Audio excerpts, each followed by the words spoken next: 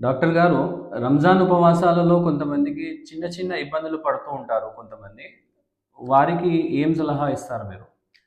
కొన్ని చిన్నపాటి ఇబ్బందులు కొంతమందికి వస్తుంటాయి. ముఖ్యంగా ఛాతీలో మంట. జీర్ణాశయంలో వాతావరణం ఎప్పుడూ వేడిగా ఉంటుంది. చాలా సేపు ఆహారం తీసుకోకపోవడం వల్ల కొందరికి ఛాతీలో మంటగా ఉంటుంది.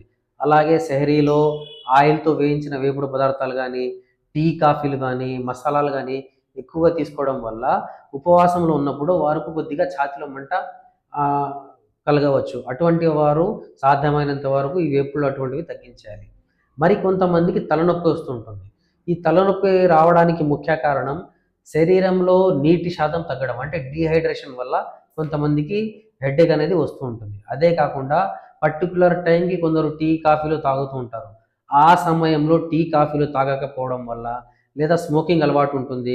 జర్దా అటువంటి అలవాటు ఉంటుంది. ఆ పర్టిక్యులర్ టైంలో జర్దాలు గానీ, స్మోకింగ్ గానీ చేయకపోవడం వల్ల కొందరికి ఇలా హెడేక్ అనేది వస్తూ ఉంటుంది. ఇదే కాకుండా వేసవి కాలంలో ముఖ్యంగా రంజాన్‌లో 15, 16 గంటలు ఉపవాసం ఉండడం వల్ల, ఎక్కువగా బయట తిరగడం వల్ల గానీ, వేడి వల్ల గానీ, శరీరంలో నీటి కొరత అనేది వస్తుంది. ఈ నీటి వరద డీహైడ్రేషన్ వల్ల కొందరికి ఇలా శరీరం వేడిగా జ్వరం వచ్చినట్టు ఉండడం, లేదా పిక్కలు పట్టుకోవడం, వీక్‌నెస్‌గా ఉండడం అనే సింప్టమ్స్ కూడా కలుగుతూ ఉంటాయి.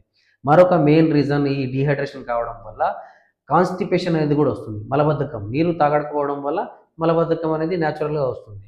ఇదే కాకుండా కొంతమందికి ఇలా సిగరెట్ అలవాట్లు, కొన్ని మానసిక మందులు తీసుకునే వాళ్ళు, అటువంటి వాళ్ళు మందులు తీసుకోకపోవడం వల్ల రంజాన్ కాలంలో అంటే ఈ మార్నింగ్ సూర్య ఉదయం నుంచి సూర్యాస్తమయం వరకు కొద్దిగా ఇబ్బందులు కలగవచ్చు.